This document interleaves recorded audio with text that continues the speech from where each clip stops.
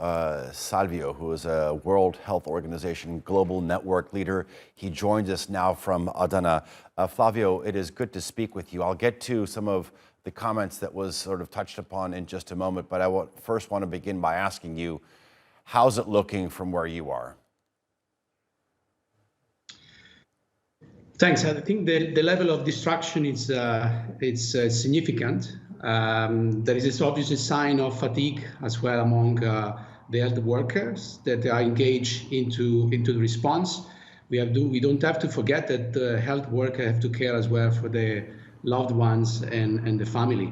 At the same time, there is this massive response as well from international solidarity in support of increasing the capacity of facilities and hospitals to cope clearly with the increase on demand across affected provinces. Flavio, talk to us about what you're seeing in terms of the urgent needs for not only the survivors that are being pulled out from the rubble, but also the people who have been able to escape in the initial sort of minutes of the quake and that they've been left rendered essentially homeless.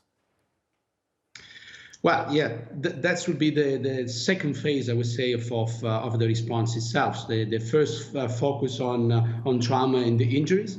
We will see obviously complications from trauma that is very usual in such kind of events. And then the important element of strengthening the access to basic and essential health services is the important phase that will start now. Tell us about how your organization is sort of, I mean, there's an international protocol in terms of the phases of these disasters, but if you could sort of enlighten our international viewer how it works from starting off with search and rescue all the way ending up to reconstruction phase. Yeah, search and rescue operations are clearly accompanied by an increase in terms of capacity of cope with the number of injuries. Then it's obviously the amount of capacities that need to be put in place in ways to deal with the number of injuries. And then, as mentioned, there is a clear need to take care of all the people that will be displaced and need to have the access to the primary care services that become essential, the entry point for the populations affected by the event. Your colleague Batir Berdiklichev talked about the increased risk of a cholera outbreak in Syria. I would assume that it's probably more of a risk for northern Syria than it is for southern Türkiye. But when you actually have hundreds of thousands of people who have been left homeless, the situation is very apparent. There is an increased risk when it comes to the outbreak of communicable diseases like this. Yeah, there is significant, for sure there is an increase. The measure that need to be put in place is obviously strengthen the surveillance. What we are looking for as well, it's increasing the number of mobile teams that are made available to provide medical services.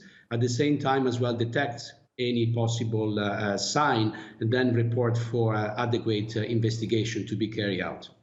The World Health Organization is saying that just in Türkiye that about 23 million people have been affected by these quakes and ensuing aftershocks in some way or another.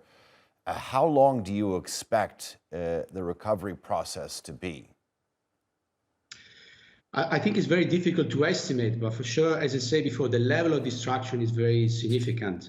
I think what is important now, I would say in the next weeks, is ensuring that all those services are available and ensuring that basic access to care is available to all the people affected.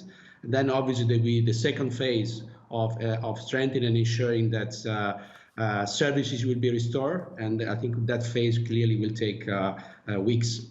Okay. Flavio Salio, thank you very much for joining us here on our continuing coverage. I do appreciate hearing from you and your analysis. Thank you.